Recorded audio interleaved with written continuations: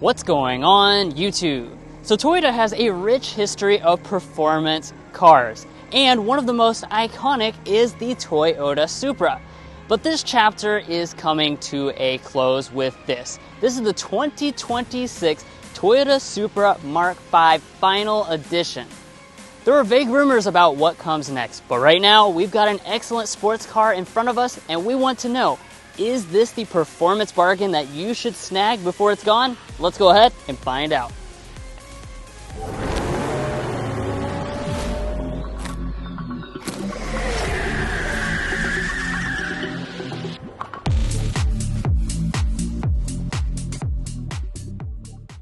So jumping into the exterior, of course, when you walk up to a Supra, the design immediately tells you this is something special, and that does continue for this model's last model year. Up in the front, of course, you can see it's really designed about having a lot of functional vents. So these are, of course, cooling down that engine and helping maximize aerodynamics and performance. And then you have kind of this nose that protrudes down a little bit with your prominent Toyota logo. Now as we move over to the headlights, we have a very premium stacked crystal LED arrangement for your low and your high beams. You also have a daytime running light and turn signal indicator that's super long and goes all the way into that area. Rolling on to the wheels, we have 19-inch alloys. We have a special matte black finish for this final edition. And then what's located behind there also is special for this. So while the caliper itself pretty much looks the same, these are actually 1-inch larger Brembo brakes than the standard version, helping you enhance the performance of this model. And of course the wheels are going to be wrapped in Michelin Pilot Sport Performance tires. Moving up here to our mirrors, we have a carbon fiber finish special to this. You can also get a red finish optionally, and we have the full gauntlet of features. Now at the side of the Supra, the overall vehicle length is 172 inches, and I do want to just kind of talk about the trim structure that Toyota is giving you for 2026. You're not locked in exclusively to this Mark V Final Edition. This is actually the top-end example that you can buy.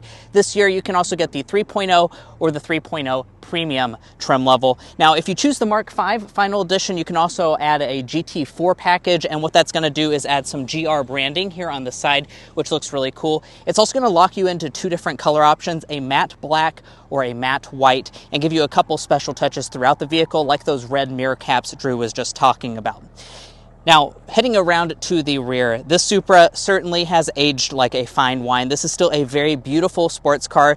Even despite its age, it certainly looks very attractive and also very premium. So as far as individual design touches, our glass is raked back through here. We have a built-in ducktail spoiler. However, for the Mark V Final Edition, we add this carbon fiber lip spoiler, which also looks really quite nice. We have Supra spelled out across the back. And then if we look at our taillights, you'll find a very three-dimensional design to these. These are full LED taillights for your brake light, your turn signal, and then your LED reverse light is integrated down in this lower housing. As you can see, of course, we have a very aggressive lower diffuser. We're also going to have standard active exhaust here on the GR Supra, and it sounds absolutely incredible.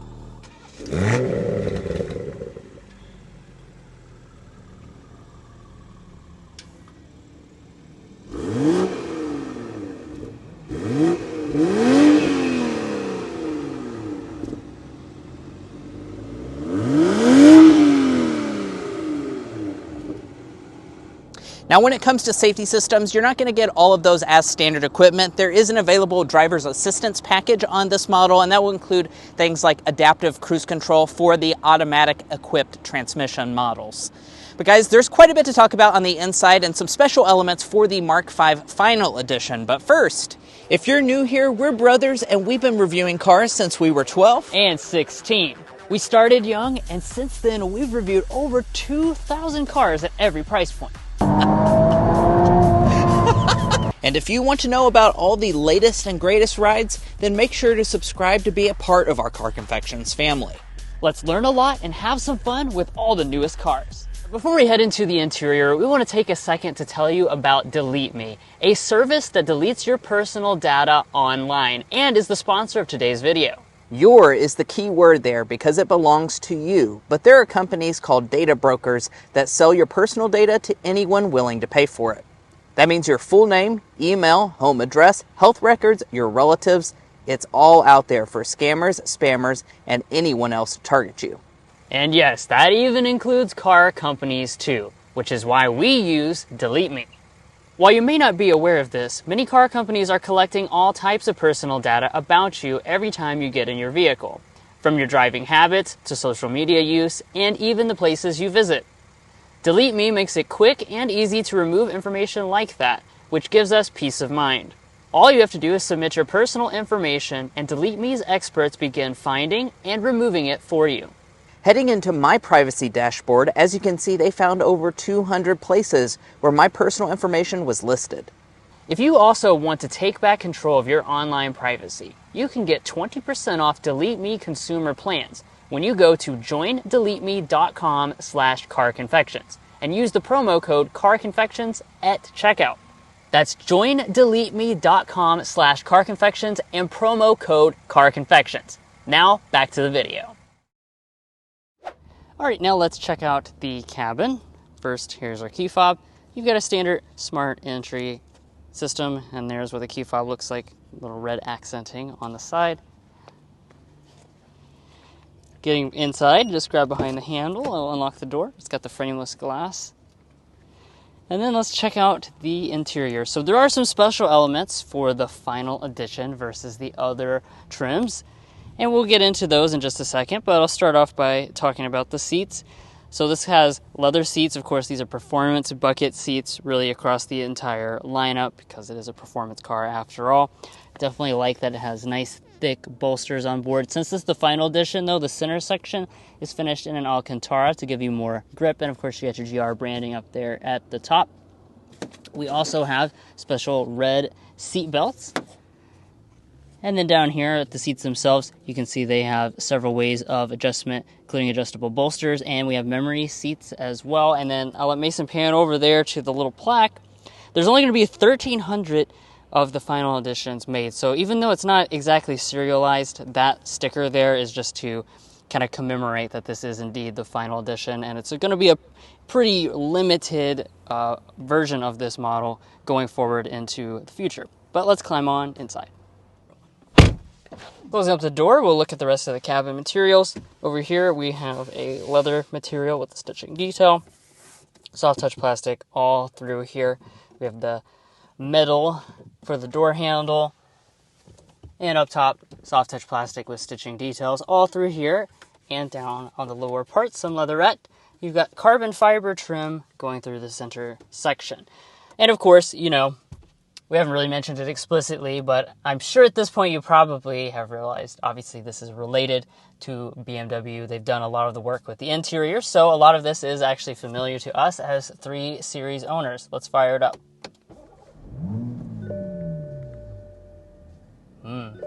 Sounds good, right from the beginning. All right, let's take a look at some of the individual details of the interior. First, we have our gauge cluster. As you can see, we have a digital gauge cluster. It is reconfigurable with a few different pieces of the design, and you also get a head-up display, of course, on this top spec model, as well as the 3.0 premium trim. As we come back to the steering wheel, we have a nice looking design. It's kind of an older BMW look to this, with paddle shifters on the back for the automatic transmission, and you have rain sensing wipers, manual tilt and telescoping. Heating's not available. And as we take a look at the center, one of the things, of course, that you have to consider when picking a sports car like this is everyday practicality. It doesn't have a ton, but it is usable. So you've got this little area here where you could stick some loose objects. Of course, you can easily access the back just straight away from the driver's seat. And then you have your cup holders. Then you've got a little bit of storage up here in the front, which is made into 2 different shelves there, with the lower panel being a wireless phone charging pad and a couple of USB connections. Like I mentioned earlier, right now we're in the automatic version. So you just pull back for drive, bump over for manual mode, press R for reverse, and then there's our backup camera. It has front and back parking sensors, and then the camera itself is obviously extremely small. If you kind of squint at it there, you can see where you're parking. Press that P there, and you also have an electronic parking brake. Here's some of your quick settings. This is one you'll probably want to use all the time, launching you into the sport mode. And then you even get the little iDrive controller over here on the side. Now, as far as our climate controls are concerned, this is a dual zone automatic climate setup. It's very simple to adjust your temperature up and down with these physical buttons. As you can see, everything's very analog here, so that's quite refreshing in today's modern times. We also have heated seats, which are located right there on the side. No ventilated seats, but that's not really expected for this type of vehicle. And then you also have a big row of buttons here, which are good old presets. You don't see that very often these days. But thankfully, we have a volume knob to control the audio system. So this is the available 12-speaker JBL sound system, and you can tell that by the speaker grills over there on this door trim. Now let's mention the screen here. So I showed you the iDrive controller earlier. This is basically, I don't know which version of iDrive this is actually off the top of my head. Clearly a very old one. It is a touchscreen though, which is nice, but some of your functionality is definitely limited. So even though, of course you're having a lot of fun with this sports car, some of the everyday practicality you might sacrifice because you don't have Android Auto at all. And unless you get the Premium or Mark V, which give you wireless Apple CarPlay abilities and also give you this little bit rudimentary map built into the screen. Up top, you have the auto-dimming mirror with home-link remotes. There's no sunroof, and of course you can look back, stick some things up on that shelf if you want. Now when it comes to the rear section, it's really easy because there actually aren't back seats on this model, so Toyota makes it really easy. I don't even have to show you those. That being said, when it comes to the cargo area, we can go ahead and pop open the hatch. Now, they still have not added a button underneath the lid, so unfortunately you have to use the button up in the front door trim, and then that will allow you to pop this open, or you can also, I believe, use the key fob. And looking into the cargo area of the Supra, we're sitting at around 10 cubic feet of cargo capacity overall, which really isn't half bad for a sports car like this. 10 cubic feet is about as much space as our BMW 3 Series we have the 330e has, so not a terrible amount of space, so it's decently practical in that regard. Just be aware that you don't have the back seats and also not a lot of storage up in the front of the vehicle, so you will have to be pretty much placing everything here in the rear of the vehicle. All right, we're out on the road now. We actually swapped the automatic for the manual transmission, so we get to show you guys that experience, of course, which I think a lot will be choosing, especially with the final edition. Absolutely. And yeah, we got to start off, of course, with a hard acceleration, and we'll show you all the performance.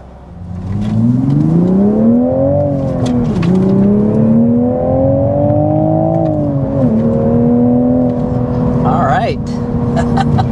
Very nice. There's acceleration up to about 70 miles an hour because this vehicle is very, very quick. Even with the manual version of the Supra, you're going to get to 60 very fast. It is slightly slower than the automatic version, so that's something worth noting. I believe it's like 4.1 seconds? 4.2 seconds is what it's cited at by Toyota, and versus the automatic at 3.9. So 0.3 seconds, if that matters to you, then get the automatic. But I think a lot of people are picking the manual because this is the purest option, right? This is something that wasn't even available when this vehicle first launched. We've had it now for, I guess, a couple years, and I think it really adds a new dimension to the Supra that, gives you that real sports car feel, very connected to the machine. Absolutely. Now, what is powering the Supra? Well, it's going to be a BMW power plant. It's a 3-liter turbo inline 6-cylinder, and it's making 382 horsepower. So, this is the B58 motor that they've put in a lot of BMW products. It's one of my favorite engines in the entire auto industry. So I'm certainly not sad that it's here in the Supra. It has so much character, and it is really fast. Now, the 382 horsepower, it's worth noting a lot of the Germans, they kind of underrate the engine horsepower, so honestly you're looking at probably closer to 400 horsepower when it comes to this vehicle, and you can certainly feel that when you press the accelerator down. It's very fast.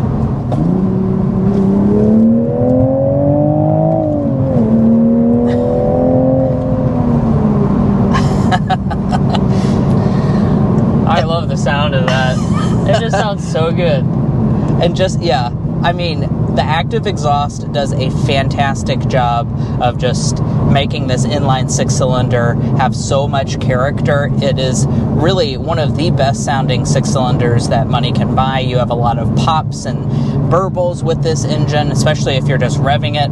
I will notice, or I will point out, driving it, I think the automatic has a few more burbles and a little bit more theatrics to it as compared to the manual. Of course, you do have downshift rev matching with this manual version, but regardless, it's going to be a really great sounding vehicle. Now, of course, you saw on my acceleration there, we're driving the 6-speed manual transmission. I really like the manual offered on this Supra. This is actually our first time driving the manual version. We spent a week with the automatic. That, of course, is a great vehicle, but like Drew said, I think a lot of you guys are going to be choosing the manual on this model because it provides you that purest driving experience, and really is just such an uncommon thing nowadays to find a 6-cylinder manual sports car at a reasonably affordable price point. Yeah, one of the interesting things about the Supra, and I think this is kind of especially draws attention to it because it's the final edition, it's BMW roots. You also have the M2, which is not the same, obviously, but you have some similarities for sure. And this is a lot of a lower price point, especially if you don't get the final edition, if you get one of the lower trims. Yep. So in a way, it kind of gives you some of that BMW performance in a more attainable way if you wanted to look at it like that. But I don't think Mason and I have ever been people that have cried about the BMW foundation. Yes, it definitely could have some more Toyota elements, but if you're going to borrow from somebody, if you're going to share in the development and stuff, BMW is a good partner to have, definitely. And Toyota has done a lot too. It's kind of an unfair thing, really, to say that it's exactly the same as a BMW. While the inside points to BMW, what Toyota engineers have done to the platform over the years, making progressive changes each year, has really made this a better vehicle. Every time that we've driven it, it's just gotten more controlled and just a better driving experience. Yeah, absolutely. So talking about that driving experience, as you can see, just cornering in this vehicle is an absolute joy. As soon as you turn the wheel off center, you get immediate response. The tires are super sticky. And even though this is a rear drive vehicle, it certainly has plenty of grip. So I think you're just going to absolutely love driving this vehicle. There's almost zero body roll. Like Drew said, all the work that the foundation of it being a BMW, plus what the work Toyota has done year after year, has really made this one of the best driving vehicles that money can buy.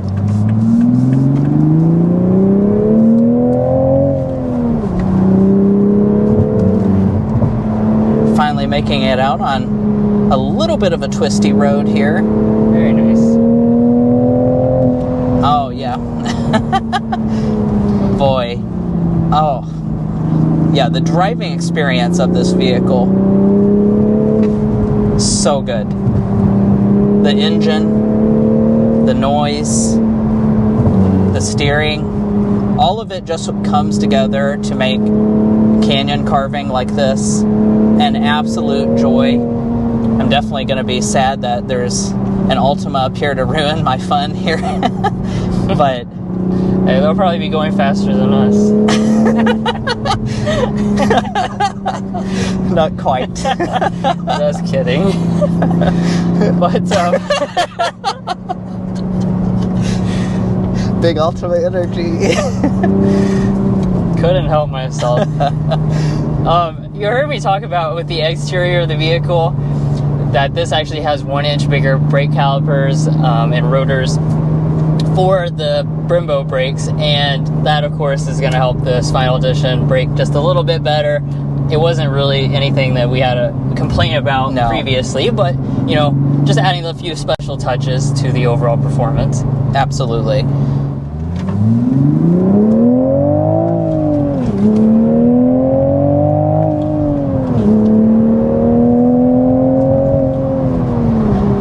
Had to do one more acceleration. We were about to get stuck in some traffic, so I figured you guys probably started watching this video so you could see how fun this vehicle is to drive, and unfortunately sitting in traffic you can't demonstrate that too well, but it's a great time to talk about overall livability with the Supra when you're sitting in traffic and overall ride quality.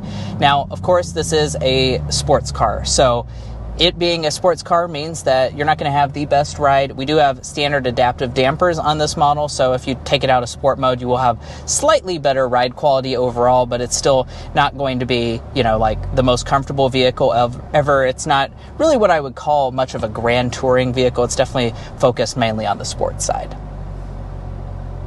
That being said, I do think the seats are pretty comfortable. I feel nice and comfortable, and I like the bolsters.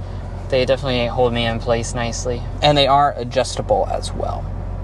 So we brought the sound level reader with us to get a sound level reading, of course, but Napa, California spoiled the fun here. There's just traffic every direction right now. We tried our best. We tried our best, but a valiant effort, but you guys probably don't care anyways. This is not the reason you buy this. You actually kind of want it to be loud, right? Yeah. But if we get one back home in Kentucky, we'll gladly give you an official sound level reading, but for now, nothing really to share. Alright, last thing here I need to tell you about is fuel economy. So this is rated at 22, 29, 25 with the automatic. You lose 4 mpg by going for the manual, so that's 19, 26, 21 combined. Yeah, and let's hit our airball and slam dunk, our least favorite and favorite element about the Supra. I think really it goes without saying that our favorite element has got to be just the pure driving experience that the Supra delivers. Yes, there are some things to not love about this vehicle, but when it comes to a sports car, the most important thing is the drive experience. We have an amazing engine, it sounds fantastic, and a manual transmission, so I don't really think you can complain about that. Yeah, and the airball is going to be that this is leaving the market without a clear successor. I think that's a bit sad because, Toyota has been building up the Supra name, bringing it back from the dead, and I don't really want it to die again, but I guess it's going to die again, at least temporarily. We have no idea what's coming next for a Supra, but for now, this is the end of the road. And now let's talk pricing for the Supra. Now this is a pretty good value in the sports car segment just because of the performance that you get as standard equipment. We're going to be sitting at $57,500 as our base price for the base 3.0 model. The 3.0 Premium is $60,650, and then this Mark V Final Edition is $68,550. So it's quite a bit of a price premium for this trim level specifically due to, I guess, its rarity. That's the base price of this one. Plus destination, you're going to be sitting right at that $70,000 price point. If you want to add the GT4 package, it's going to be more like $72,000. Now, if you're looking to buy a Toyota Supra or any new vehicle, we'd encourage you to go to carconfections.com/newcarquotes. The reason you do that is because we have a tool on our website that'll connect you with local car dealers in your area to get you the best price. It's also going to give you access to invoice pricing information, which is a great tool to use while dealer negotiating. If you'd like to take advantage of that, there's a link to that in our video description, as well as a pinned comment down below. And guys, that wraps up our in-depth review of the 2026 Toyota Supra Mark V Final Edition. Unfortunately, this is the end of the road for the Supra, and we're certainly sad to see it go, that's for sure. This is a really great sports car, and hopefully this video helped you decide if now's maybe the time to get one. If it did, we'd really appreciate it if you hit that subscribe button down below. By subscribing, you're going to be a part of our Car Confections family, and we have a lot of fun on this channel, and I promise you won't want to miss out. If you're already a part of our family, thank you so much for your continued support, and we'll catch you next time as we sample more of the latest automotive delicacies.